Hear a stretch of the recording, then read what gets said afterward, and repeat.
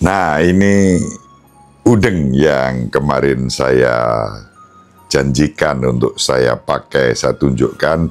Ini yang dikenakan oleh Romo Suwaji Okarem ketika saya bersama beliau dalam rangka animasi dan menimba inspirasi HAK, hubungan antara agama dan kepercayaan, di Keuskupan Malang, di Wisma Unio Malang pada tanggal 30-31 Agustus yang lalu.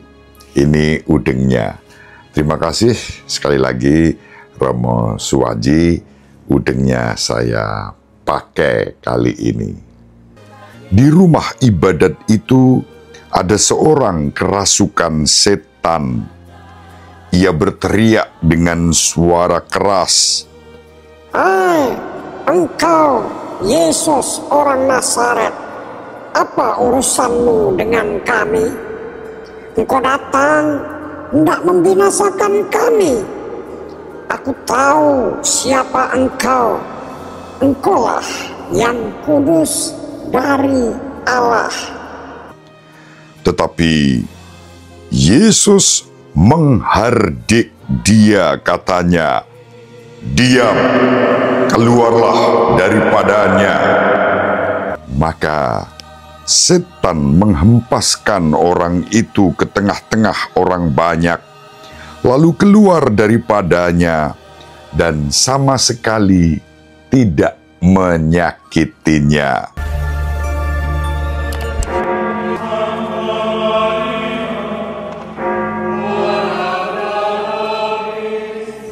Dominus vobiscum.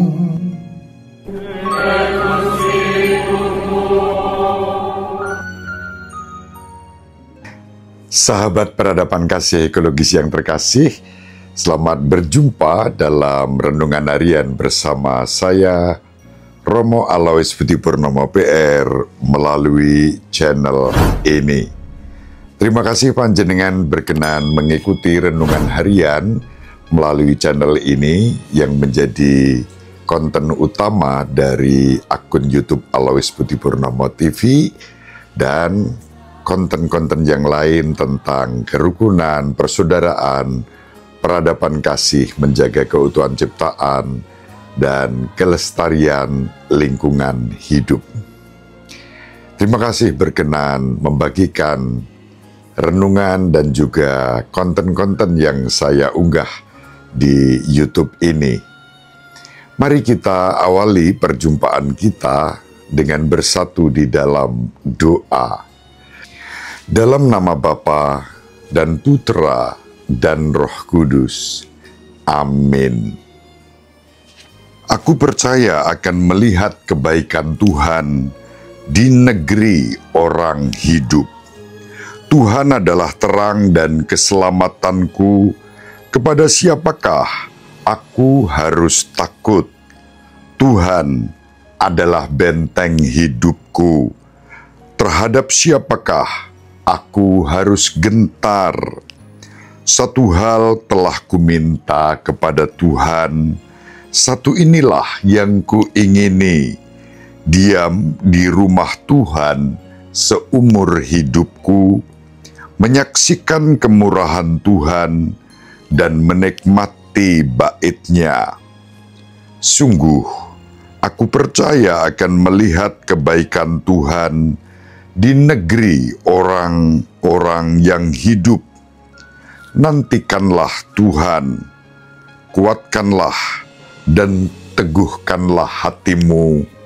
Ya, nantikanlah Tuhan. Kemuliaan kepada Bapa dan Putra dan Roh Kudus, seperti pada permulaan, sekarang, selalu, dan sepanjang segala abad. Amin. Aku percaya akan melihat kebaikan Tuhan di negeri orang hidup. Dalam nama Bapa dan Putra dan Roh Kudus. Amin. Sahabat peradaban kasih ekologis yang terkasih, Mari kita baca Injil pada hari ini. Kita melanjutkan membaca Injil Lukas. Injil Lukas bab 4 ayat 31 sampai 37. Sekali peristiwa, Yesus pergi ke Kapernaum, sebuah kota di Galilea. Di situ ia mengajar pada hari-hari Sabat. Orang-orang takjub mendengar pengajarannya, sebab perkataannya penuh kuasa. Di rumah ibadat itu ada seorang kerasukan setan. Ia berteriak dengan suara keras, "Hai, engkau Yesus orang Nazaret, apa urusanmu dengan kami? Engkau datang hendak membinasakan kami. Aku tahu siapa engkau. Engkaulah yang kudus dari Allah." Tetapi Yesus menghardik dia, katanya, "Diam, keluarlah daripadanya." Maka setan menghempaskan orang itu ke tengah-tengah orang banyak, lalu keluar daripadanya dan sama sekali tidak menyakitinya. Semua orang takjub, lalu berkata satu sama lain, "Alangkah hebatnya perkataan ini! Dengan penuh wibawa dan kuasa, ia memberi perintah kepada roh-roh jahat, dan mereka pun keluar." Maka tersiarlah berita tentang Yesus kemana-mana di daerah itu. Demikianlah sabda Tuhan. Terpujilah Kristus.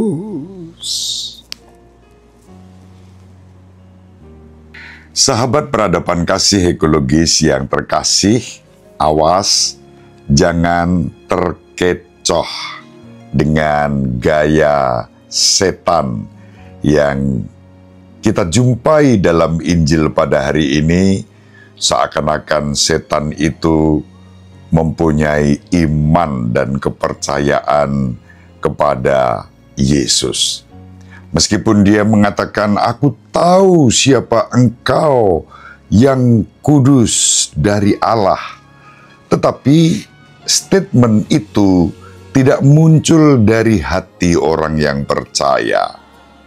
Dia hanyalah ungkapan iblis yang mau mengendalikan wibawa Yesus, namun justru terkapar, tersungkur, kalah dengan wibawa dan kuasa Yesus. Tuhan kita Yesus Kristus tidak bisa dikuasai oleh kekuatan setan. Injil hari ini menjadi salah satu buktinya. Meskipun dia pura-pura mengenal dan mengetahui siapa Yesus yang disebut yang kudus dari Allah, tetapi ungkapan itu bukan ungkapan iman. Kadang-kadang kita menjumpai orang-orang tertentu yang seakan-akan dalam nama Yesus dan semuanya dikerjakan dalam nama Yesus, tetapi hati-hati, waspada. Belum tentu semua itu lahir dari iman. Bisa jadi itu lahir dari kepentingan-kepentingan pribadi untuk kepentingan-kepentingan yang bukan seturut kehendak Allah. Karena semua yang bersumber dari iman kepada Tuhan kita Yesus Kristus, muaranya, buahnya, ujung-ujungnya adalah buah-buah iman yang dibangun dalam persaudaraan, dalam kepekaan dan bela rasa, terutama kepada mereka yang menderita. Tuhan kita Yesus Kristus hadir pada kesempatan ini sebagai sosok pribadi yang tidak dikendalikan oleh kekuatan jahat. Ini yang memang harus kita waspadai. Kadang-kadang orang seakan-akan berkehendak baik, tetapi ternyata mempunyai maksud-maksud tersembunyi. Itu tampak dari buahnya. Tuhan kita Yesus Kristus juga sudah mengajak kita di dalam Injil memverifikasi dalam satu WWK, dalam satu diskresio, discernment, pembedaan. Dari buahnya tampak pohonnya. Kalau buahnya kekacauan, ketakutan, kecemasan, kehancuran, kekerasan, pohonnya, sumbernya pasti tidak baik. Tapi kalau buahnya cinta kasih, perdamaian, kerukunan, persaudaraan, kesejahteraan, kebahagiaan dalam arti yang sesungguhnya, kebahagiaan yang sejati, yang tidak diukur dengan harta benda duniawi, tetapi dalam penyerahan pada Tuhan, itulah yang berasal dari pohon yang baik, pohon cinta kasih, pohon iman, pohon pengharapan yang buahnya itu bermanfaat untuk kemaslahatan banyak orang. Maka kita juga sering mendengar mana yang lebih bermanfaat. Apakah banyak manfaatnya atau banyak mudaratnya? Antara manfaat dan mudarat dalam terminologi dari sahabat-sahabat kita umat Islam membedakan antara manfaat dan mudarat. Kalau mudaratnya lebih banyak dan manfaatnya itu sedikit, kita bisa memastikan bahwa itu tidak berasal dari Tuhan. Sebaik-baiknya kita membawa manfaat di dalam kehidupan ini bukan mudarat. Tuhan kita Yesus Kristus mengajak kita untuk mengusir roh jahat. Kendati pun seakan-akan dia punya iman dan mengenal dirinya, tapi Tuhan kita Yesus Kristus tidak mau dikendalikan oleh kuasa-kuasa kejahatan itu. Dari Injil pada hari ini, kita bisa bertanya pada diri kita sendiri, apa yang selama ini menguasai hidup kita?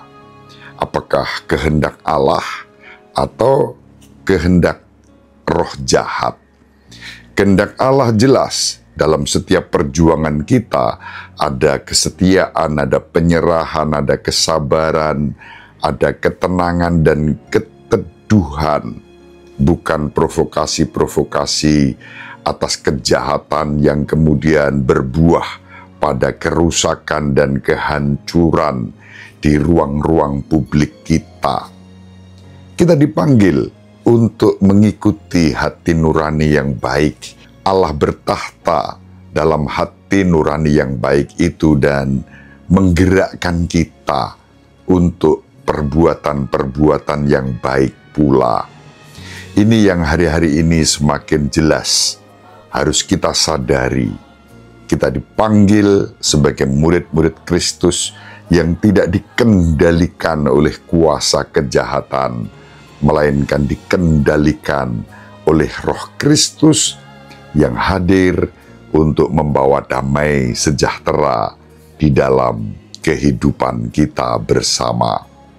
Semoga bermanfaat. Ibu Maria dan Bapak Yosef selalu mendoakan kita.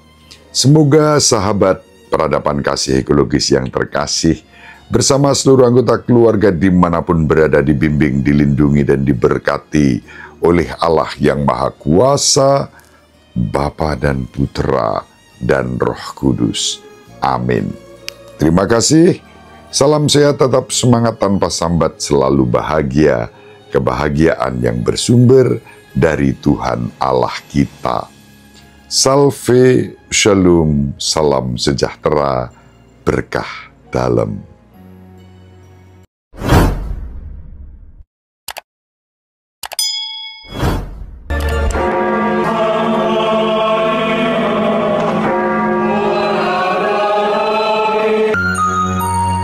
Sahabat peradaban kasih yang terkasih, salam atas kebersamaan kita. Salam peradaban kasih dari Lubis. Berkah